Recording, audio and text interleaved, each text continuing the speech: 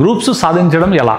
ఏ ఎగ్జామ్స్కైనా చదవాల్సిందే, కష్టపడాల్సిందే. కానీ మీ పిల్లలకు అనుకూలమైన వాతావరణాన్ని మీరు ఇంట్లో ఇవ్వడం వలన వారి యొక్క పర్ఫార్మెన్స్ బాగా పెరిగి మరింత ముందుకెళ్ళి సాధించే పరిస్థితి ఉంటుంది. ఎలా ఉండాలి అంటే, ఇంట్లో ఈశాన్యం రూమ్లో పిల్లలకి బెడ్ను తల దక్షిణం వైపు, కాళ్ళు ఉత్తరం వైపు ఉండేట్టుగా పెడుతూ, అలాగే వారికి ఉత్తరంలోను తూర్పులోను ఖాళీ స్థలం ఉండేట్టుగా ఏర్పాటు చేయడం ఒకటి. ఇంకొకటి ఏంటంటే, పిల్లలకి ఒక అపార్ట్మెంట్ కానీ ఇల్లు కానీ మీరు తీసుకునేటప్పుడు తూర్పు వైపు ఉన్న ఇంట్లో కానీ ఉత్తరం వైపు ఇంట్లో కానీ ఉత్తర ఈశాన్యం వీధి చూపు ఉండేటువంటి పిల్లలు ఖచ్చితంగా గ్రూప్ 1 సాధిస్తూ ఉంటారు. అది ఎందుకంటే రుజువు, మీరు ఎక్కడైనా ఈశాన్యం ఉత్తర ఈశాన్యం వీధి చూపు ఉన్నటువంటి ఇంటి పిల్లలు ఎంత చదువులో గాని ఆటల్లో గాని చాలా మెరుగ్గా ఉంటారు. ఒకసారి మీరు పరిశీలిస్తే ఉత్తర ఈశాన్యం వీధి ఉన్నటువంటి గ్రూప్ 1 గ్రూప్ 2 అవసరమైతే IAS IPS కొట్టేటువంటి పరిస్థితులు కూడా ఉంటాయి. ఎందుకు అలా ఉంటాయంటే, ఆ రోడ్డు పొడవు పట్టి ఆ ఇంట్లో అలాంటి వ్యక్తులు